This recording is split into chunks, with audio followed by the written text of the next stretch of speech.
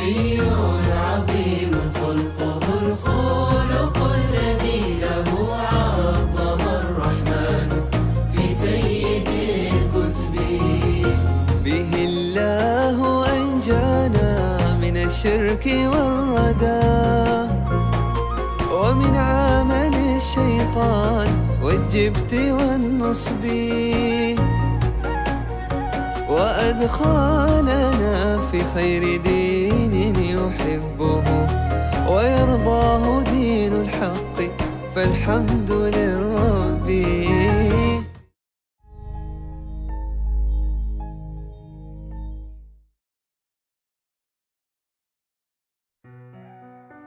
بلغت محبة الحبيب صلى الله عليه وسلم لأمته أن اعتنى بكل شؤون حياتهم، بل حتى اعتنى بمصالح ما بعد حياة الإنسان.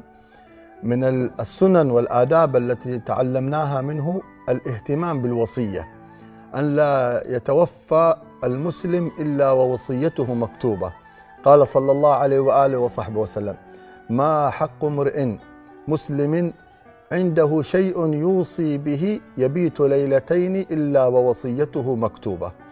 يقول سيدنا عبد الله بن عمر: ما بت ليلة بعد ما سمعت كلام النبي صلى الله عليه وسلم إلا ووصيتي مكتوبة أو وصيتي معي. الاستجابة الكبيرة من سيدنا عبد الله بن عمر هي التي نريد أن نعيشها إن شاء الله، أننا من سماعنا لهذه السنة نعزم أن لا نبيت الليلة أو بعد ليلتين كما في الحديث، لا نبيت الليلة أو بعدها إلا ووصيتنا مكتوبة.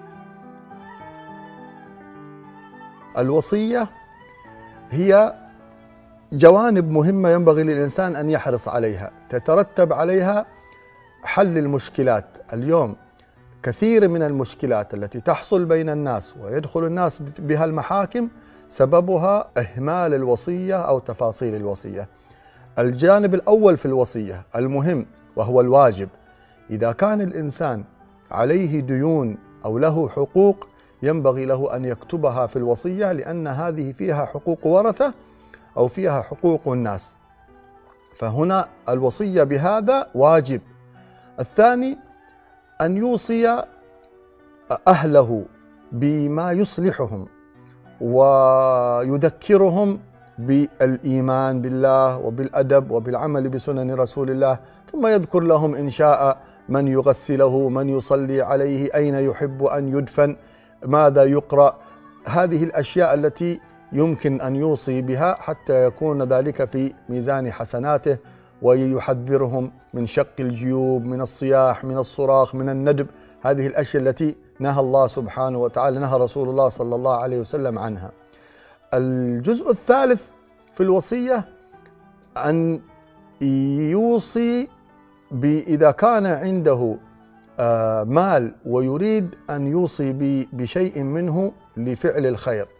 النبي صلى الله عليه وسلم عاد مريضا من الصحابة في مرضه، وقال: يا رسول الله، أنا عندي مال كثير، عندي فلوس كثير، وما عندي إلا بنت واحدة، فأريد أن أوصي بثلثي مالي. فقال له النبي صلى الله عليه وسلم: لا. فقال: يا رسول الله، بشطر مالي، بنصف مالي؟ قال له: لا. قال: فبالثلث؟ فقال صلى الله عليه وسلم: الثلث والثلث كثير. يعني ولهذا العلماء استحبوا أن الإنسان إذا أراد يوصي بشيء من ماله أن يكون أقل من الثلث بقليل، لهذا الملمح النبوي لما قال الثلث والثلث كثير. يستطيع الإنسان أن يجعل شيء من ماله في الخير بعد وفاته، فيكون هذا من الأعمال الصالحة التي يعملها بعد وفاته. يمكن أن يوصي بثلث ماله مثلا لأيتام، لفقراء، لمسجد، لأي شيء من أعمال الخير الكثيرة، لمستشفى أو غير ذلك. المهم الإشارة النبوية في نهاية الحديث: لأن تدع ذريتك أغنياء خير من أن تدعهم عالة يتكففون الناس.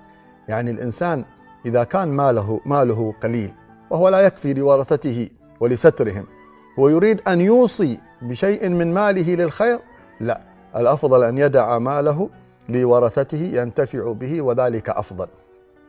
إذا كان ماله فائض يكفي ورثته ويزيد، فيمكن ثلث المال يوصي به لبعض الأعمال وللفقراء والمساكين.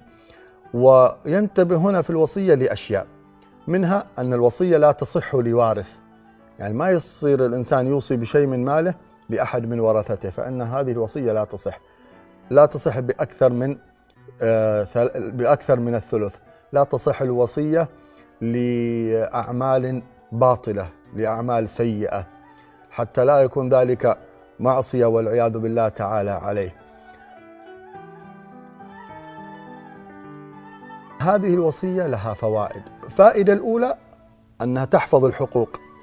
الفائدة الثانية أنها تفك الإنسان من تقصيره مع أولاده وأهله بأن يخبرهم أنه فارقهم على لا إله إلا الله، ويوصيهم بالبقاء عليها باتباع النبي صلى الله عليه وسلم، كما فعل سيدنا يعقوب، وحكى الله تعالى ذلك عنه في القرآن.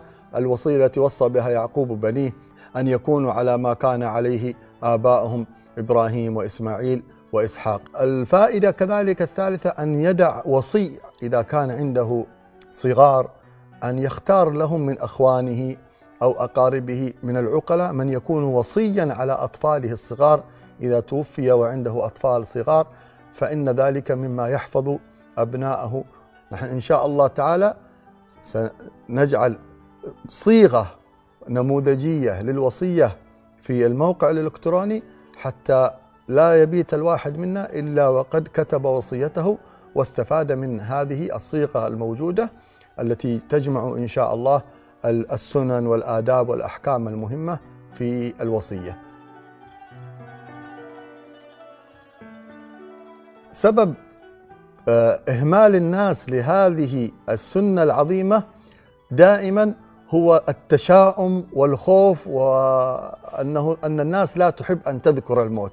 إذا قلت لواحد اكتب وصيتك يقول يا أخي فعل الله ولا فعلك، يعني كأن الوصية مربوطة بالموت. بالعكس، الوصية هي نوع من الضمان. نحن نرجو إذا عملنا بهذه السنة النبوية وهي سنة كتابة الوصية أن نموت على سنة رسول الله صلى الله عليه وسلم. هذه سنة يموت عليها الإنسان. نحن دائما نتكلم على أن نحيا على سنة رسول الله، لكن هذه موتة على سنة رسول الله وتطبيق للسنة بعد وفاتنا، فهي معنى جديد ولطيف من معاني قل إن كنتم تحبون الله فاتبعوني يحببكم الله.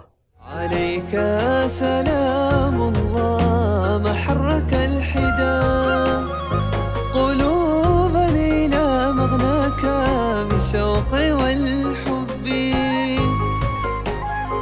وصلى عليك الله دابا وسرمدا وسلم يا مختار والآن